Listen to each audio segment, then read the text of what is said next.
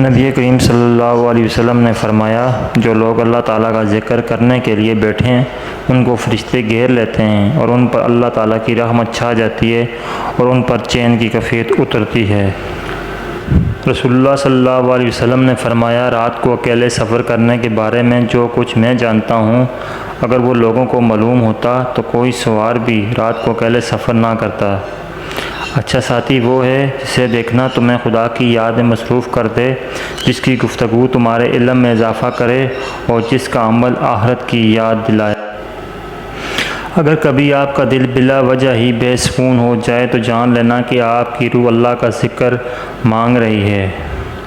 فرمان مصطفیٰ صلی اللہ علیہ وسلم، جب عورت 5 وقت کی نماز ادا کرے، رمضان کے روزے رکھے، اپنی عزت کی حفاظت کرے، اپنی شوہر کی اطاعت کرے، وہ جنت میں داخل ہوگی۔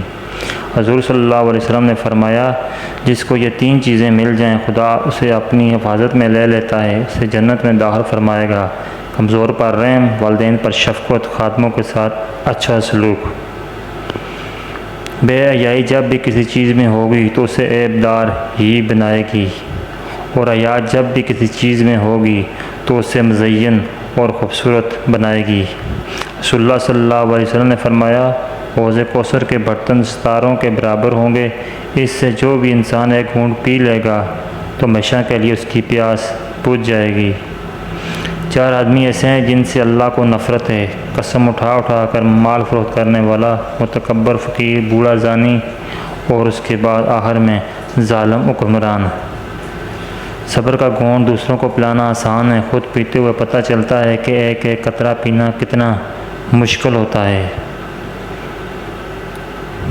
حضرت علی رضی اللہ عنہ نے فرمایا، احسان کرنے اور درگزر کے ذریعے گناہوں کو چھپانے سے عظمت اور بزرگی ملتی ہے۔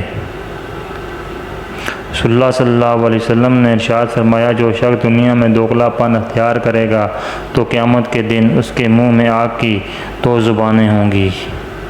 رسول اللہ صلی اللہ علیہ وسلم نے فرمایا، مظلوم کی بد دعا سے ڈرتے رہنا، کیونکہ اس دعا کے اور اللہ تعالیٰ کے درمیان کوئی پردہ نہیں ہوتا۔ ہر چیز کا صدقہ ہوتا ہے اور عقل کا صدقہ ہے کہ جاہل کی بات سن کر برداشت کی جائے۔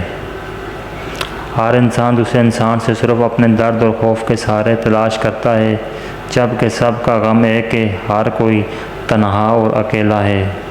رسول اللہ صلی اللہ علیہ وسلم نے ارشاد فرمایا، جن چیزوں میں اپنی امت پر خوف کرتا ہوں ان میں زیادہ خوفناک نفسیاتی خواہشات اور لمبی امید ہے۔ نماز کی فکر اپنے اوپر فرض کر لو، خدا کی قسم دنیا کی فکر سے آزاد ہو جاؤ گے، کامیابی تمہارے قدم چومیں گی۔